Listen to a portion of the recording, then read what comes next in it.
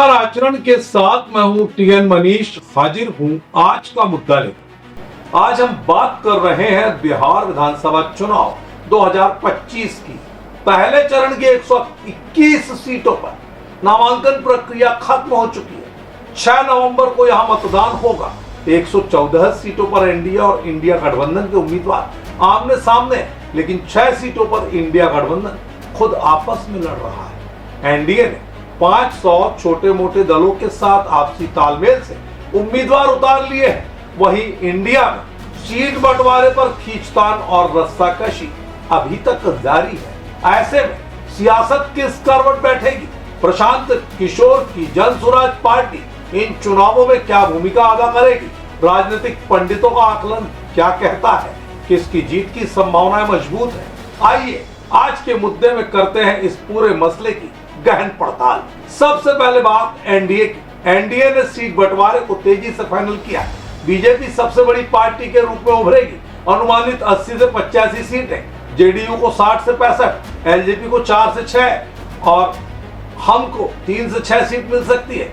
मैट्राइज INS की पोल के मुताबिक एनडीए की कुल 150-160 सीट मिल सकती है। एबीपी सर्वे में 49% वोट शेयर के साथ एनडीए बिहार को स्वीप कर सकता है। नीतीश कुमार की सरकार पर थकान का असर तो है, लेकिन विकास के मुद्दों पर एनडीए मजबूत दिख रहा है। 500 दलों का तालमेल एनडीए को ग्रामीण स्तर पर मजबूत बनाता है। पहले चरण की 114 सीटों में एनडीए का दबदबा साफ नजर आ रहा है। क्या ये लहर बिहार भर में फैलेगी? अब इंडिया गठबंधन की ओर आरजेडी को 60 से 65 सीटें मिल सकती है, कांग्रेस को 6 से 9, लेकिन आंतरिक कलह ने कमजोरी दिखा दी है। कांग्रेस ने 48 उम्मीदवारों की पहली लिस्ट जारी की, जिससे सीट बंटवारे पर विवाद बढ़ गया। 6 सीटों पर इंडिया खुद आपस में लड़ रहा है। यह वोट स्प्लिट का खतरा बढ़ाएगा। पोल्स में इंडिया को महज 70 से 85 सीटें दिख रही है। तेजस्वी यादव की अगुवाई में विपक्ष मजबूत था, लेकिन खींचतान ने गठबंधन को कमजोर कर दिया। क्या ये कलह पूरे चुनाव को प्रभावित करेगी? अब सबसे बड़ा सवाल, प्रशांत किशोर की जन स्वराज पार्टी पीके ने ऐलान किया वे खुद चुनाव नहीं लड़ेंगे, बल्कि पार्टी को मजबूत करने पर फोकस करेंगे। जन स्वराज 243 सीटों पर लड़ेगी, टारगेट 150 प्लस सीटें, लेकिन पीके का दावा या तो 150 जीतेंगे या 10 से कम।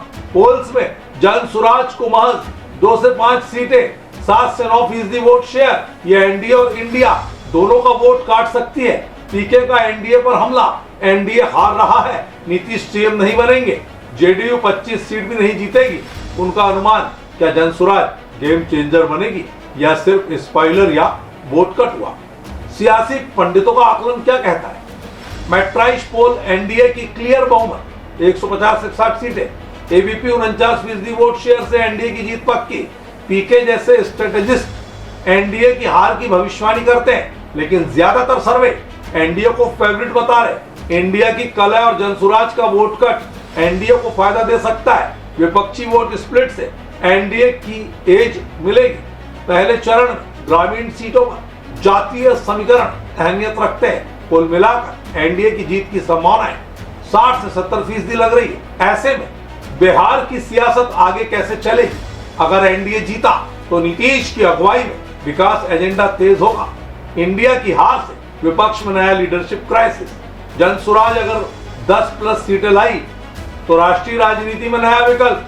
पीके का कहना, बिहार की जीत से देशव्यापी असर, लेकिन पोल्स एनडीए को मजबूत दिखा रहे। बिहार के वोटर अब जाति से ऊपर उठकर विकास चुनेंगे।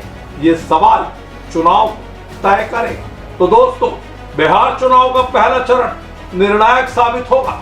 एनडीए मजबूत, इंडिया उलझन में, पीके का फैक्टर अनिश्चित। आपका क्या ख्याल है? कमेंट्स में हमें बताएं। अगला एपिसोड तक आप बने रहिए आचरण न्यूज के साथ। आज का मुद्दे में मुझे दीजिए इजाजत। नमस्कार। देश दुनिया की सभी खबरें देखने के लिए जुड़े रहिए आचरण न्यूज से। आचरण न्यूज, हर कदम आपके साथ।